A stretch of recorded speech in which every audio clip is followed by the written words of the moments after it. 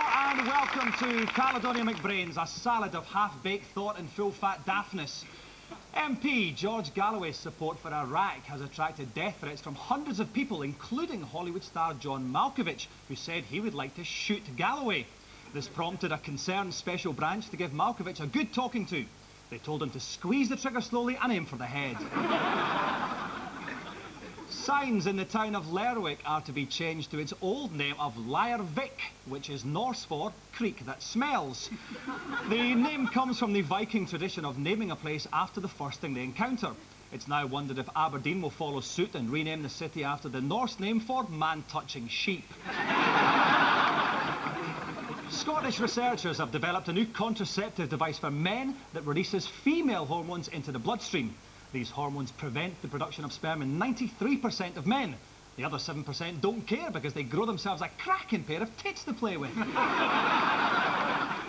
A new report into religion claims that Scotland is officially pagan. However, the man in the street would like this to be clarified. Are we Protestant pagans or Catholic pagans? On my right, Queen of Clubs, Karen Dunbar.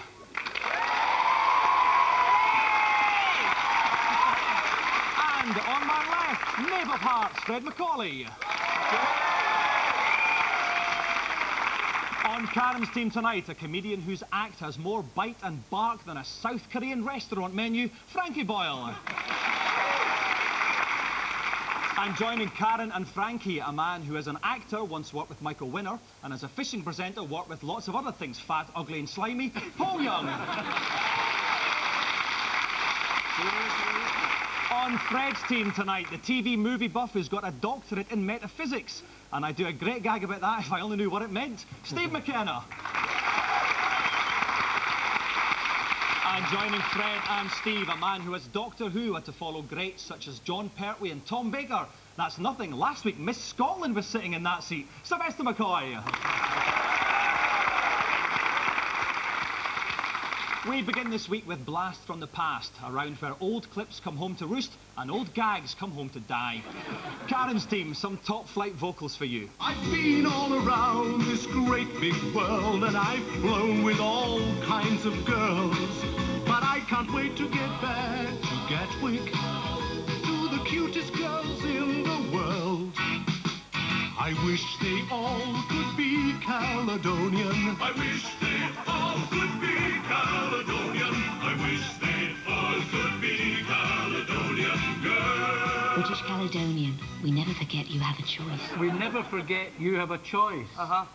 And of course, British Caledonian don't exist anymore. No wonder with all those folks singing at you in a plane when you're trying to speak. I remember watching that when I was wee and thinking, why are all his wives running after him?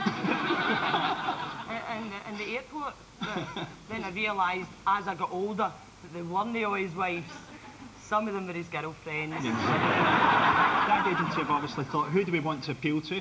Horny, middle-aged businessmen. Let's not mention the legroom, let's go for the poontang angle. Poontang's a great word, because my dad watches this, he'll know a clue. Aye, poontang, very good. I served near there in the morning. I just like the title, The Poontang Angle. It sounds like a lead-dating spy thriller, isn't it? The Poontang Angle. Isn't that where the ships disappear? It's where businessmen disappear in the Poontang Angle. Let me rescue you with the question. Right. Then, that was the advert for the now defunct British Caledonian Airline. Other airborne changes now for Karen's team. I'm going to give you the original name of a Scottish airport, and you've got to tell me what it is called now. Abbott's Inch. That was Glasgow. That was Glasgow, Glasgow correct. Airport. Dalcross or Dalcross? Tollcross or Dalrag.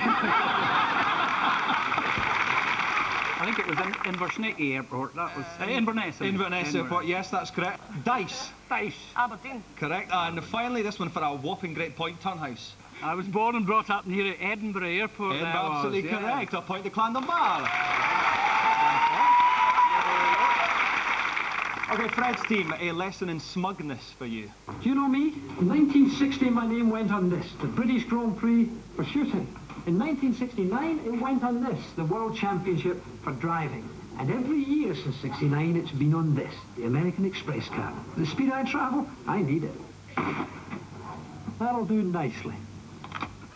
That was Sir Jackie Stewart. Yes, it was. He can drive, he can shoot, and he's got a platinum card. If he lived in LA, he'd be a gangster. Was he brought up in Dumbarton or something like that? I think he was made Freeman of Dumbarton. Yeah. Not because he can shoot or drive, it's because he's got a bloody credit card. He's in the Hall of Fame beside the man that's got a cheque account.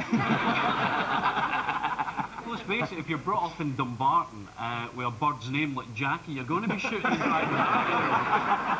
There's not a lot of choice in the matter. He was the first person to win the British Grand Prix clay pigeon shooting with a sawn off. Wasn't even looking at that one. Can you name me 3 Formula 1 drivers that have got names to do with Scottish places? There's the joke one, isn't there? Which is? Ayrton Centre. Very good. Johnny Dumfries. Yes, Johnny Dumfries. Did Andy Peebles if he... There's one easy one. Is there? Oh, hark at you! Sterling Moss. Yes, one more. Eddie Irvine. Eddie Irvine. Absolutely correct.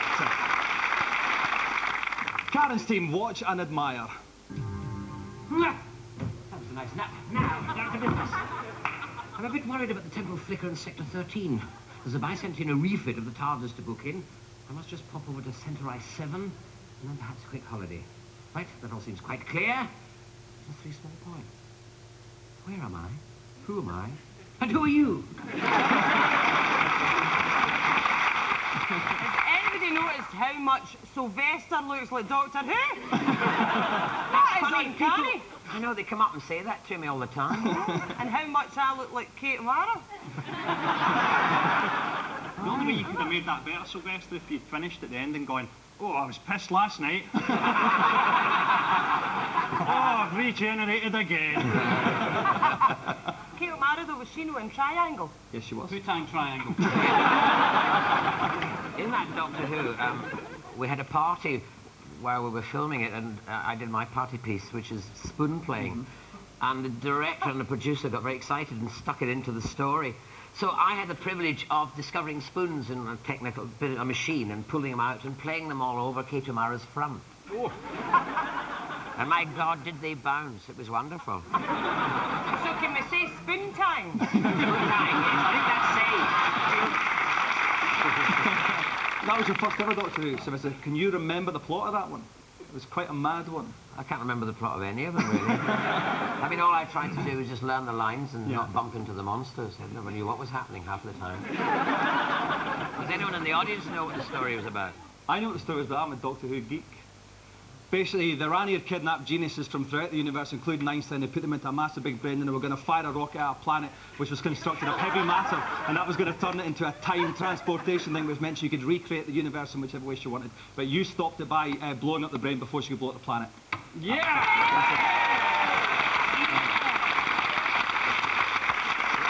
See what happens when you can't get a girlfriend. And now, Tamashanta. Don't make you a question before I die.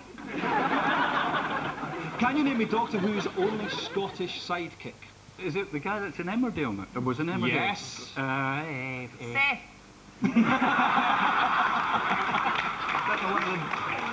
You're nearly there. Fraser something? Fraser Hines. Fraser Hines, and what was his Fraser character called? I'll give you a point with Fraser Hines. It was Jamie, the Highland Warrior. Oh, Jamie, how very Scottish. I'll point to Clan Dunbar there. And finally, for this round, Fred's team, some rabid lunacy here. How we doing, boy? Look what I got for you.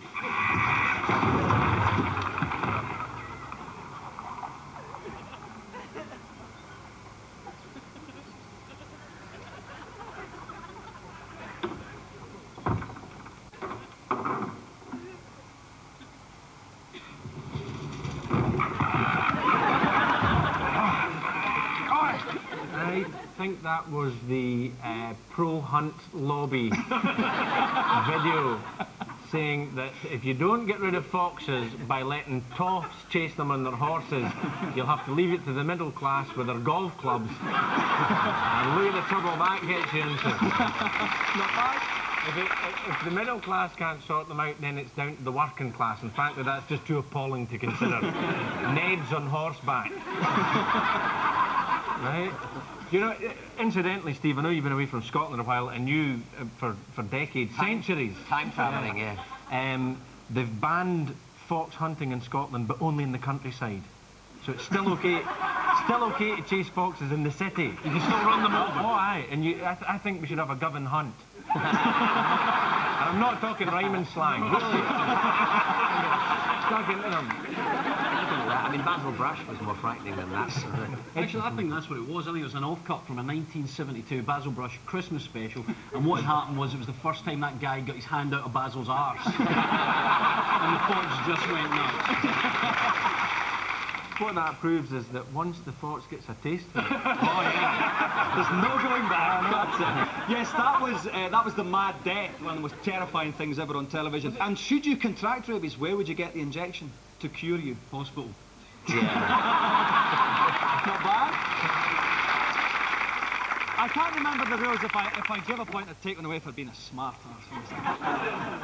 It's in the stomach, isn't it? You get It is in the stomach, absolutely correct. Point to MacAulay. So at the end of that round, there is quite literally nothing to split the teams. We have a draw. Now on to our waste of a stamp round. Each team has 3 letters. One of them is a real letter from the Sunday Post. 2 of them we've made up just to show how good we are at imitating the infirm of mind. Karen's team, start your letter reading engines. Frankie, rev up first. I collect used postage stamps and send them to help the poor and starving in Africa. Now, email may be all very well, but it's depriving the third world of an important source of income. If people realised this, I'm sure they'd write more letters. Karen. When I was younger, I wished I had 3 pairs of hands. But now that I've become a grandma to Matthew, Luke and Faye, I wish I had an extra leg, like Jake the Peg, to fit my 3 grandchildren on my knees. And finally, Paul. Why can't programme makers flash up a warning when scenes of animals mating are about to appear on the telly? It's very off-putting and embarrassing if you're viewing, especially with younger members of the family. Clan MacAulay, then, what was the genuine Sunday Post letter out of those 3? Was it Frankie's email-induced starvation, Karen's extra leg, or Paul's animal sex scenes? All perfectly feasible, weren't they? I certainly think it was Paul's animal sex scenes, purely because I got a tenner for writing that one. This week's star letter. Oh, you knew? Yeah. Sylvester, who do you think? Well, I thought Karen's was... Yeah, I can see that. That was so truthful, the way, the performance and everything. Yeah. I'm with Sylvester. It's 2 to 1. We'll go for Karen's 3 knees.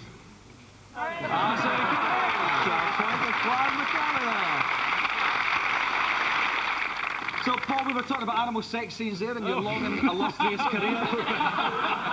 No, not animal. I just make fishing programmes, nothing more than that.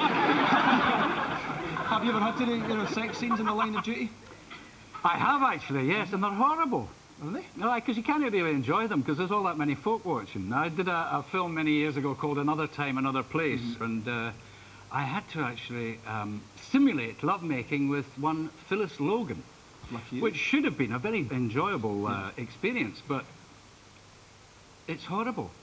Well, it's not horrible, but sorry if you're watching, Phyllis. I think it'll be lovely.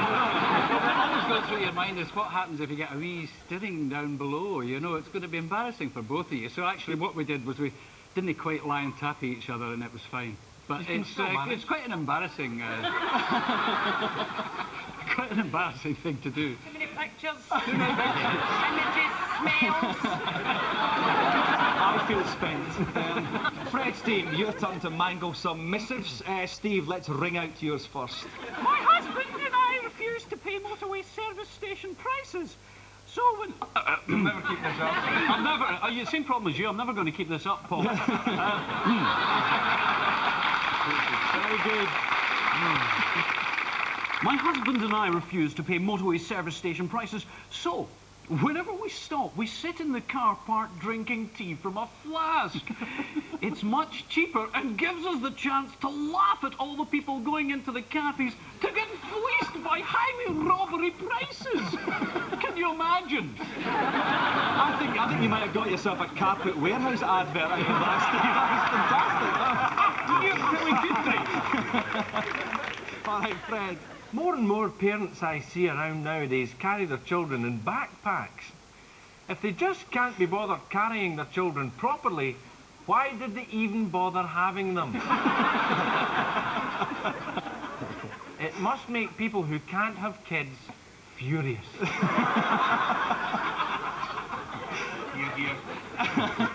And finally, Sylvester. My friend was stung by a wasp, and I went to a nearby restaurant for a sachet of vinegar to treat the sting. They charged me 10 pence for it. What meanies.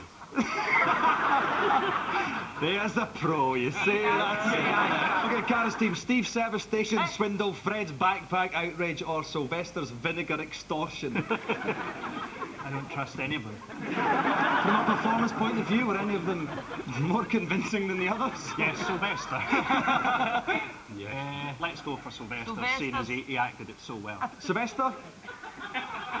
Absolutely correct. It's a point of plan.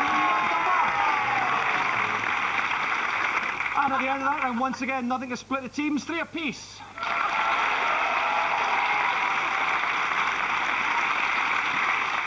We now skip gaily into our What's Missing round. The following photos were once complete before the evil Baron Whitey and his evil Whitey machine got his hands on them. Karen's team, what's missing here? Is it a very small wand and cauldron? Something else, a bit more domestic. Is it domestos? In tube and jar? Well, it's a jar of something, so it looks Yes. like Bovril or... Yes, very close. Vaseline or... You'd be hard-pressed to muster a smile like that for Bovril, wouldn't you? Let's go for that. That's the last time I'll say that to you. Let's go for Vaseline.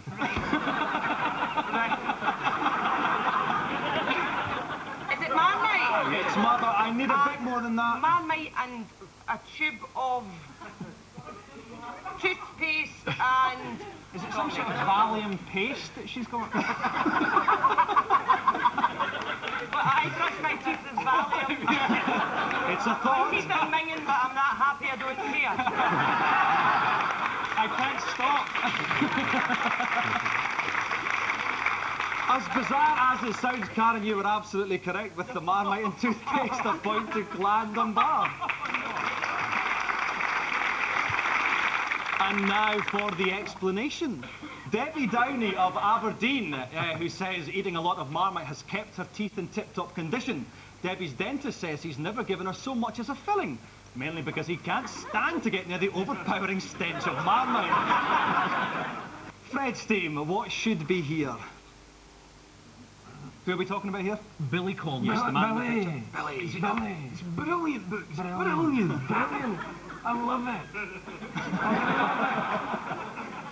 It's as though he's in the room. He has become so enthusiastic in his later years. I love it. I love that. I love that. I love this and I love that. As much as I love this, but I love that more than I love that. His ego seeped out and taken on a shape. It's not big enough, I think. It's a statue. Yes. Probably not of Donald Dewar, although that could be little Jack Russell McConnell. No, it would be humping the leg. He did the advert for the Lotto. Lotto money. I love it. I love the lottery. I love it. Do it all the time. And I've just started pronouncing my T's. I've got a statue. There was something about the statue which was You didn't realise. It was brilliant. You knew that. The statue was brilliant. It wasn't made of stone. Correct, Sylvester. What was it made of? Polystyrene. Absolutely correct. Yes, polystyrene statue. A point to Clan McCoy. You remember that from the Doctor Who sets, don't you? Was everything Yes. made of polystyrene on them? Yeah, some people said I was as well. That was Billy Connolly and his polystyrene statue. The statue features in the current National Lottery advert where Billy wishes he had 4 chances at a life, including welder, comedian, actor, and his new life as a purple-bearded dancing for money monkey.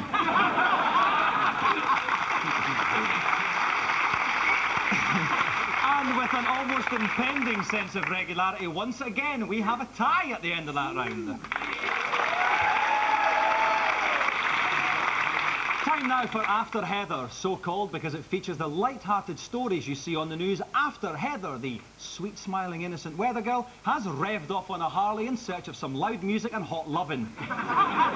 Karen's team, here's yours. Dollar Academy overlooks the picturesque Clackmannanshire village, and if it had a steenie, there's only one thing they'd have been talking about today.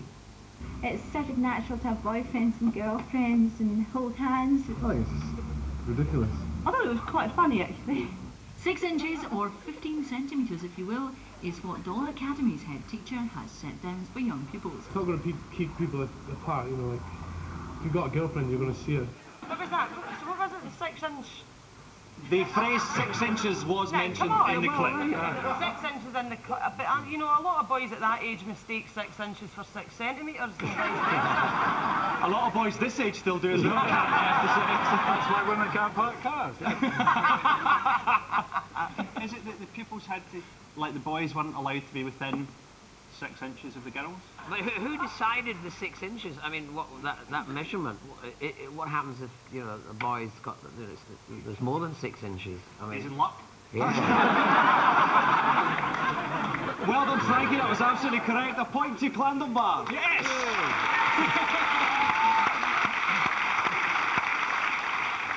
Yes, that was the head teacher at Dollar Academy who wants to enforce the 6-inch rule where pupils must stay a respectable distance from each other.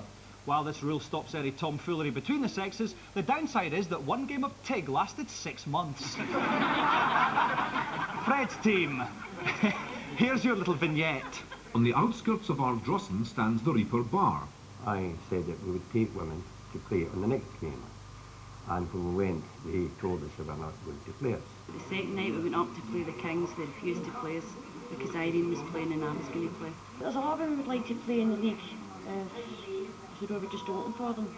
They had an unwritten rule passed that night. I still to get a copy of it. That's brilliant. For that. Move on. Here is the unwritten rule. That's it there, in white. No black. How would you get a copy? You'd have to say it into a balloon. In there. A copy. So what was the story about then? It's a sport, dominoes. And what about the dominoes? Well, it's... Funny I should ask. Yeah. It's about... The ladies want to play dominoes, but if they play the dominoes, who's going to clean the bar? Who's going to pour the pints? And I stand up for their right to play dominoes, and I think that they should be allowed to at all opportunities. Is the taxi waiting? There is, of course, the danger that, you know, the ladies physiologically aren't built for dominoes, because once every 4 weeks they get PMC, pre-menstrual chaffing. See, any time there's a comment like that, I know that one of the cameras always picks up the look in my face to see what it's like. So I'm always dead aware of that, so I'm like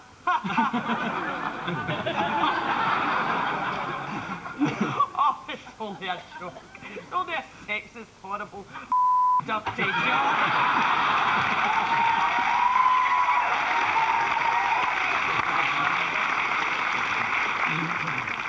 You've got close enough to that. That's a point to Clan MacAulay. That was the Reaper Bar in Ardrossan, who have been banned from their local domino league because they've got 2 female players. The women are said to be furious at the decision, though not as angry as the owner of the pub, who'd just taken delivery of a bottle of Bazik. That's what they were serving on that flight earlier on. That's the Caledonia Airlines. Bazik, sir. Just give me a bag, I'm going to be Zeke.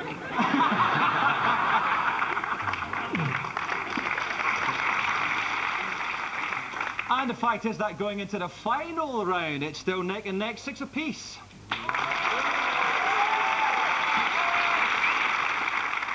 The final round is a quick-fire one, which means our teams have their wrapped fingers gripping the buzzers in a taut display of competitive devilry you can almost smell. Question 1. What did James II try to ban in 1457? Calandambar. Bazik. Clan MacAulay? Was it the use of the word poontang on game shows? It may have worked as well. It was football. The Royal Botanic Gardens in Edinburgh has the world's largest collection of what? Clan MacAulay. Heroin addicts.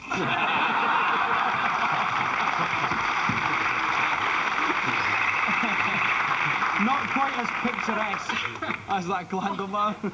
Orchids. Orchid... Oh, no, rhododendrons. That's all right, because I'm a heroin addict. Who is the only person in Britain who's allowed a private army? Clandamar. Shuki Athol. Yes, the Duke of Atholl. Edinburgh is on the same latitude as what other city? Clandambar. Is it Moscow? It is Moscow. Point to Clandambar. What Scottish band are named after a bird? Eagles. Yes, Clandambar. The Doobie Brothers.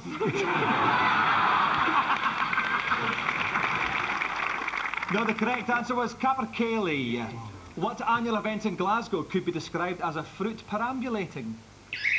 Clandambar. Must be the Orange Walk. It is the Orange Walk, yes. You know what I'm thinking? I'm like the Banana Fun Run. And finally, why might you find a new hall in Stirling University this autumn? Yes, Clan MacAulay? It's Jerry Hall. She's coming to do a week's-long study course in the summertime. Absolutely correct. She might be a student there. Point to Clan MacAulay. So the final score's a close one this week. Behind with 8 points, Clan MacAulay. The winner with 10, Clandambar. This week's show has almost breathed its last. It just remains to thank Karen, Frankie and Paul, Fred, Steve and Sylvester. On next week's show, Jim Leishman will be tactical, Fish will be in tune, Grant Stott will be shouting behind you, and Joan Burney will be telling us all how to do it properly.